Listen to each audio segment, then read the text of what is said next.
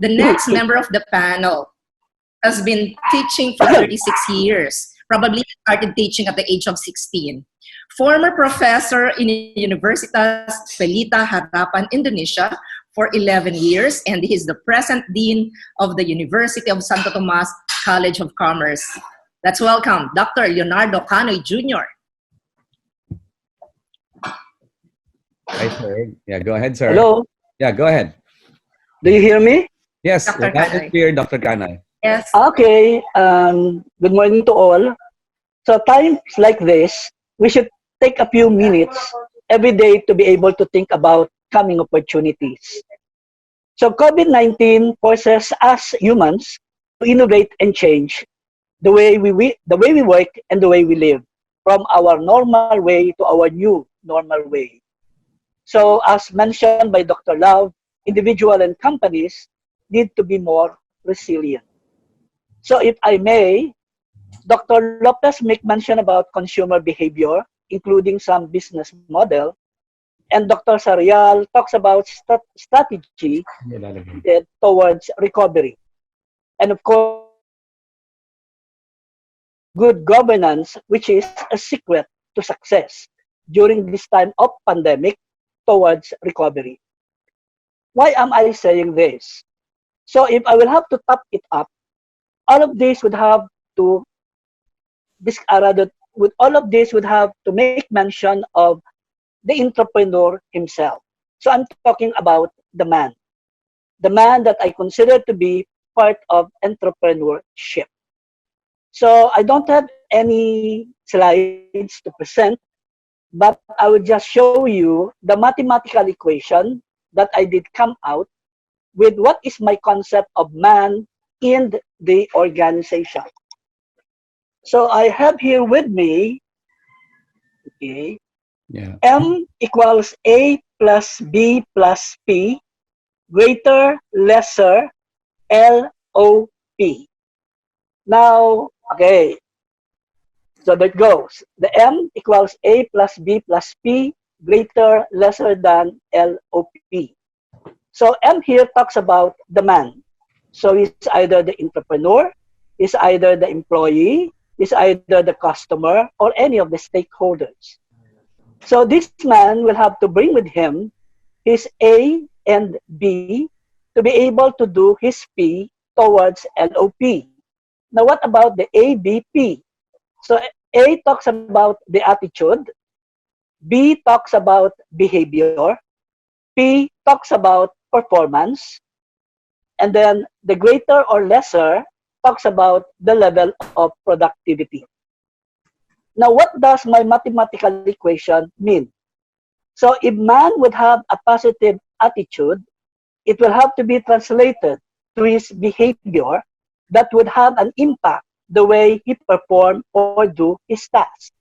Therefore, if it is positive, the effect of which to his level of productivity would be high. Thus, this would be a positive impact to the company, like having more quality in terms of his past and finished product. That would lead to profitability, liquidity, and stability, and for the company to have the competitive advantage. Now, why am I presenting this formula?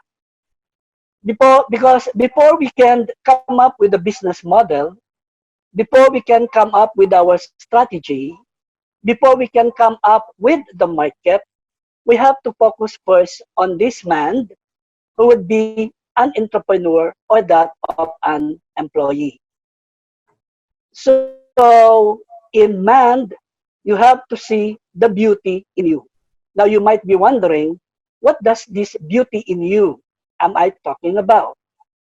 So it talks about being confident, being resilient, having the positive mental attitude, being or having the courage, being competent, being proactive, innovative, creative, visionary, of course, with high EQ. And all of this will lead you to being proactive. Now, if I may just share with you, crisis leadership in economic recession that can be used by man out of his thoughts translated into his behavior towards performing something leading to his level of productivity. Since Dr. Love talks about visionary leadership, I now talk about collaborative leadership. Everybody support each other in adverse situations. We can't do things by ourselves. Collectively, we have to do it with our team. Another one is for us to be able to reinforce communication. There must be continuous flow of communication, which should be clear, simple, honest, and concise. And whenever we communicate with our employees and with other stakeholders, we have to do the active listening. Active listening is different from simple listening. So active listening is you don't only hear, but you also do focus. So another tip would be to do proximal relationship. That is one way for us to get rid of formality, for us to be able to get out of our way, to be with our team, for them and for us to be able to develop close relationship. We also have to take into consideration as entrepreneurs, we have to engage and motivate our employees. We have to empower them. We don't only decide by ourselves. They also have to be part and involved in our decision making. Of course, even though we are in crisis, we have to be futuristic and to maintain our vision. We have to value what is it that we want to create to our customers. We have to be open-minded and we have to see our vision even in time of fatality. And of course, as mentioned by Dr. Sariel, we have to implement our strategy. Strategy that would be advantageous to the business model that we actually come up with. And another thing which I want to share for us to be able to cope up with this pandemic is for entrepreneurs to be more creative and to be more innovative. In turbulent times, leaders are aware that the same methods used in the past will no longer work. So we have to reinvent. And of course, our problem solving and decision making ability. In crisis, leaders must decide quickly.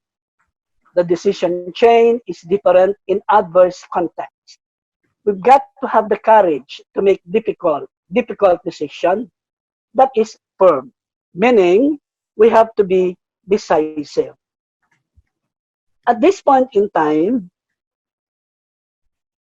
of the crisis, we need not or we have to get rid of our being an SOP. So SOP means self-oriented person. So we don't have to be self-centered. We don't only think of ourselves. We don't either have to be a POP or POP, meaning being a free rider, or even to be a TOP or a task-oriented person who seem to be workaholic. I believe that in this time of pandemic, in our recession towards recovery, we need to be a COP, meaning a Christ-oriented person. We need to put Christ in the center of our existence. To sum up the learning points of what a leader should be based from the behavioral discussion that I make mention, leaders should support and have collaborative approach reinforcing communication, developing close relationship, and engaging and motivating organization members in order to create against interpersonal distrust. Leaders should also develop a future orientation, implementing and aligning the strategy that would have to foster to a creative environment and accelerate the decision-making chain in order to be able to create a barrier against uncertainty. And last but not the least, leaders should display self-confidence and emotional control that would have to exhibit a positive attitude, reassuring his team, and using an open and transparent communication in order to be able to create a barrier against toxic emotions. Mhm. That's all, Dr.